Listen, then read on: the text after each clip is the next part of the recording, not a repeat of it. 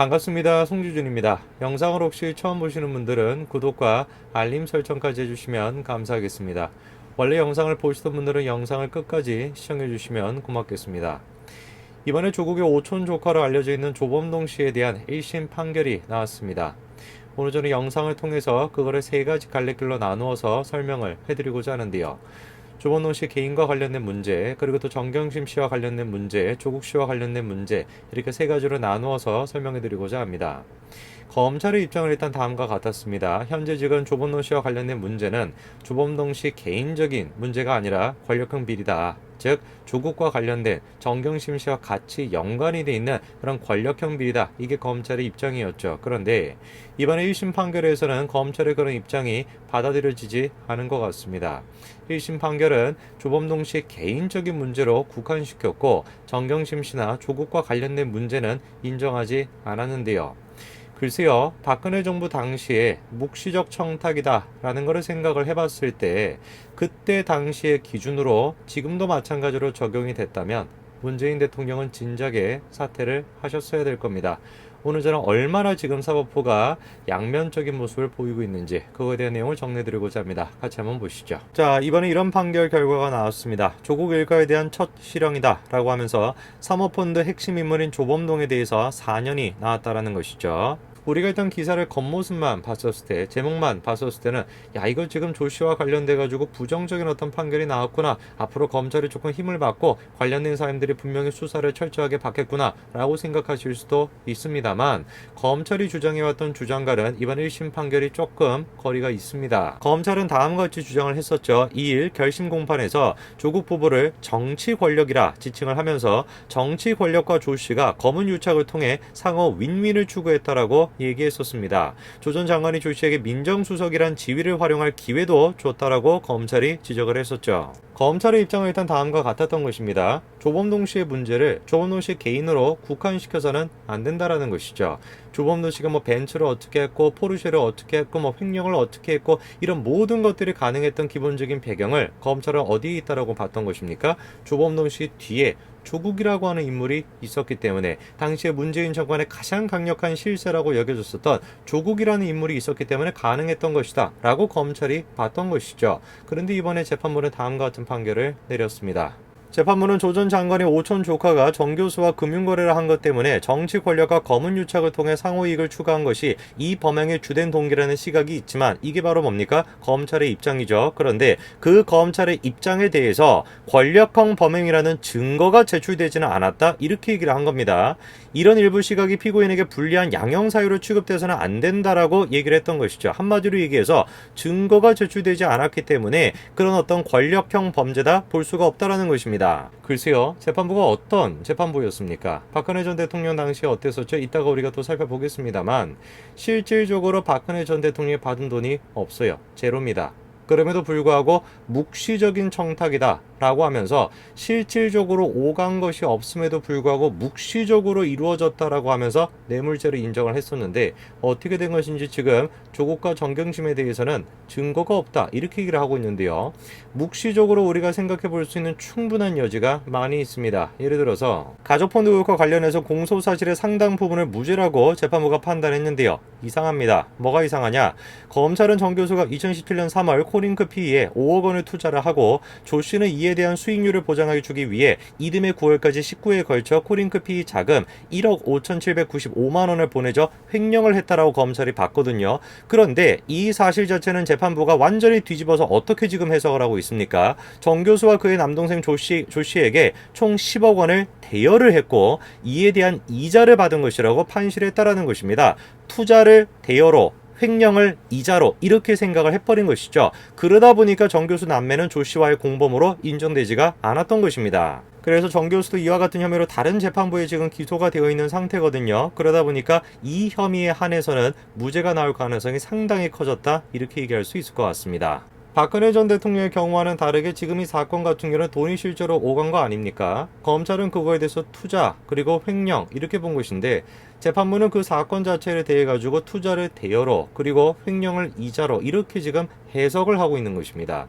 글쎄요, 기준이 과연 어디에 있는 것일까요? 박근혜 전 대통령 당시에는 돈이 오가지 않았음에도 불구하고 묵시적인 청탁이다 라고 하면서 뇌물죄를 인정했던 것이 사법부인데 어떻게 된 것인지 지금의 모습은 정 다른 모습을 보여주고 있습니다. 정 교수에게 불리한 판결도 물론 나왔습니다. 정 교수가 공모한 것으로 의심받는 증거인멸, 은닉교사 혐의에 대해서 인정을 했거든요. 재판부는 이 혐의에 대해서는 조 씨와 정 교수의 공모 관계를 인정을 했죠.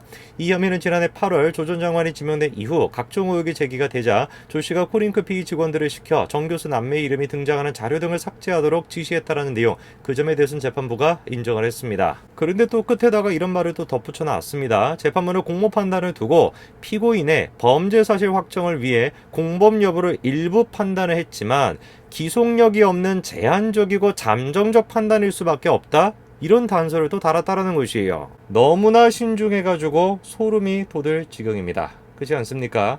만약에 재판부가 이런 식의 신중함의 10분의 1 정도만큼이라도 박근혜 전 대통령 당시에 발의를 했었다라고 한다면 과연 박근혜 전 대통령이 탄핵이 됐을까요? 야, 이거는 있잖아, 우리가 조금 더 증거를 살펴봐야 돼. 그렇기 때문에 임시적으로 내린 판결이야. 이런 취지로 지금 얘기하고 있는 것인데 이런 식의 신중함이 박근혜 전 대통령 탄핵 당시에는 어디 있었던 것일까요? 상황이 지금 이렇다 보니까 여권의 조국 수사팀에 대한 공격도 거세질 것이다. 이런 지금 염려가 나오고 있습니다. 검사원 출신 변호사가 다음과 같이 얘기하죠. 검찰이 서울중앙지검의 특수부를 모두 동원해 조국 일가를 수사한 점을 고려하면 권력 유착이 인정되지 않은 것은 매우 아쉬운 결과라는 것이죠. 저는 한마디로 얘기해서 이번에 조범동 씨에 대한 판결은 지극히 조 씨와 정경심 씨에 대해서 굉장히 우호적인 입장에서 이루어진 판결이다. 그런 생각이 듭니다.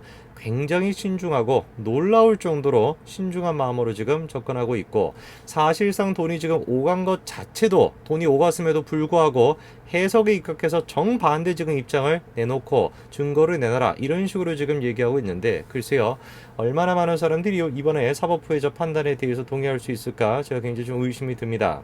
제가 중간중간에 박근혜 전 대통령에 대한 얘기를 말씀을 드렸습니다만 우리가 한번 좀 살펴봐야 되겠습니다. 과연 박근혜 전 대통령 당시에 사법부가 어떤 모습을 보였었던 것일까요? 대법관 다수 의견으로 박근혜 전 대통령에게 묵시적 청탁이 있다라는 걸 인정을 했었죠. 자, 당시 이제 두 가지가 있었는데요. 동계스포츠 영재센터 지원 여부, 또 정유라의 승마 지원 여부, 이 두 가지가 가장 핵심 사안 아니었습니까? 자, 우선 일단 정유라 씨에 대한 얘기부터 보시게 되면은요. 박 전 대통령의 항소심은 말 소유권이 최 씨에게 있다며 뇌물로 봤습니다. 하지만 놀라운 게 이거였어요.